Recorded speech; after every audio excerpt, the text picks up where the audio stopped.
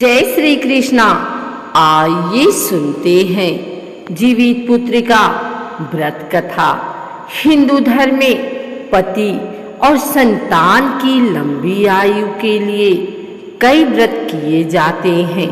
इन्हीं में से एक है जीवित पुत्र का व्रत। इस व्रत का विशेष महत्व है। हर साल अश्विन माह के कृष्ण पक्ष की अष्टमी तिथि को जीवित पुत्रिका व्रत रखा जाता है। इस व्रत को जीवित पुत्रिका व्रत के अलावा जीवित पुत्रिका, जीतिया, जीवतिया और जीवतिया व्रत के नाम से भी जाना जाता है। माताएं ये व्रत पुत्र प्राप्ति, संतान की दीर्घायु होने एवं उनके सुख समृद्धि में वृद्धि के लिए करती हैं। ऐसे में आइए सुनते हैं जीवित पुत्र का व्रत की संपूर्ण और पावन कथा के बारे में। जीवतिया व्रत कथा को लेकर कई तरह की मान्यताएं प्रचलित है। पौराणिक मान्यता की माने तो इस पर्व का महत्व महाभारत काल से भी जुड़ा हुआ है। कहा जाता है कि महाभारत युद्ध के दौरान अश्वत्थामा अपने पिता गुरु द्रोणाचार्य की मृत्यु का बदला लेने के लिए पांडवों के शिविर में घुस गया था, जहां अश्वत्थामा ने शिविर में सो रहे 5 लोगों को पांडव समझकर मार दिया। लेकिन अश्वत्थामा ने गलती से द्रौपदी की 5 संतानों को मार दिया था।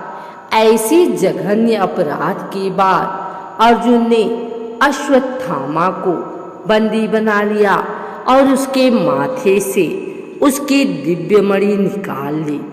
अश्वत्थामा ने अपने अपमान का बदला लेने के लिए अभिमन्यु की पत्नी उत्तरा के गर्भ में पल रहे बच्चे को मारने का प्रयास किया, जिसके लिए उसने ब्रह्मशास्त्र का आवाहन कर उसकी दिशा को उत्तरा के गर्भ की ओर मोड़ दिया। तब भगवान श्री कृष्ण ने उत्तरा की अजन्मी संतान और धनुर्धर अर्जुन के पौत्र की रक्षा की। जिस दिन ये घटना घटी उस दिन अश्विन माह की कृष्ण पक्ष की अष्टमी तिथि थी और तभी से इस दिन पर जीतिया अर्थात जीवित पुत्र का व्रत रखा जाने का शुभारंभ हुआ। महाभारत काल से लेकर आज तक अपनी संतान की लंबी उम्र के लिए माताएं जीतिया का व्रत रखती आ रही हैं। जीतिया व्रत की कथाओं में से कहानी सबसे महत्वपूर्ण है। व्रत के दौरान महिलाएं यही कथा सुनती भी हैं। इस कथा में एक नगर के किसी वीरान जगह पर पीपल का पेड़ था। इसी पेड़ पर एक चील और पेड़ के नीचे एक सियारिन रहती थी। एक बार दोनों ने कुछ महिलाओं को जीवतिया व्रत करते देख इस व्रत को रख लिया। जिस दिन ये व्रत सभी महिलाओं द्वारा रखा जा रहा था, उसी दिन नगर में किसी की मृत्यु हो गई। जिसकी मृत्यु हुई उस व्यक्ति का शव उसी वीरान स्थान पर लाया गया जहां सियारिन और चील दोनों मौजूद थी। सियारिन शव को देखकर व्रत की बात भूल गई और उसने मांस खा लिया। वही चील ने पूरे मन से व्रत किया और अगले दिन पारण किया। व्रत के प्रभाव से दोनों ही अगले जन्म में कन्याओं के रूप में जन्मी। एक का नाम अहिरावती था तो दूसरी का कपूरावती। पूर्ण निष्ठा से व्रत संपन्न करने वाली चील जो अगले जन्म में अहिरावती बनी, उसे राज्य की राजनी बनने का सौभाग्य प्राप्त तो नहीं हुआ। व्रत को बीच में ही खंडित कर देने वाली सियारिन जो अगले जन्म में कपूरावती बनी, उसे राजा के छोटे भाई की पत्नी बनने का अवसर मिला। अहिरावती चील ने 7 बच्चों को जन्म दिया, लेकिन कपूरावती के बच्चे जन्म लेते ही मर जाते थे।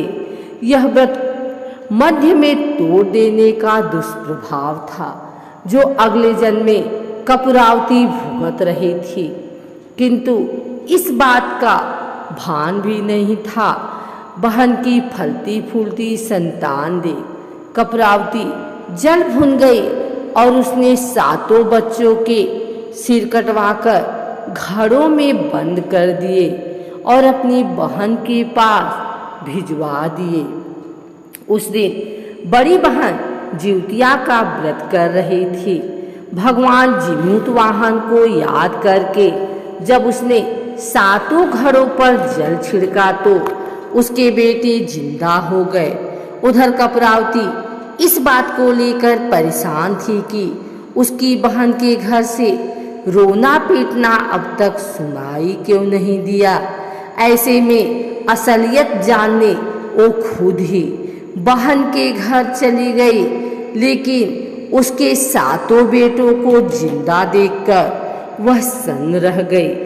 इसी दौरान भगवान जीमूतवाहन भी वहां प्रकट हुए और उन्होंने दोनों बहनों को पूर्वजन्म की कथा सुनाई।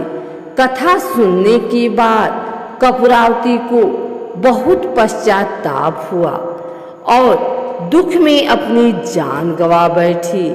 वहीं बड़ी बहन अहिरावती ने भगवान जीमूतवाहन से वरदान मांगा कि जो भी माता आज के दिन आपकी पूजा करे, उसकी संतान को कोई कष्ट न पहुँचे। तब से जिउतिया व्रत की परंपरा चली आ रही है। आइए सुनते हैं जिउतिया व्रत पूजन विधि एवं सामग्री। इस व्रत में भगवान जीमूतवाहन गाय के गोबर से चील सियारिन की पूजा का विधान है। जीवित पुत्रिका व्रत में खड़े अक्षत, पेड़ा, दुर्वा की माला, पान, लौंग, इलायची, पूजा की सुपारी, श्रृंगार का सामान, सिंदूर, पुष्प, गांठ का धागा, कुशा से बनी जीमूतवाहन की मूर्ति, धूप दीप, मिठाई, फल, बांस के पत्ते, सरसों का तेल, खली गाय का गोबर पूजा में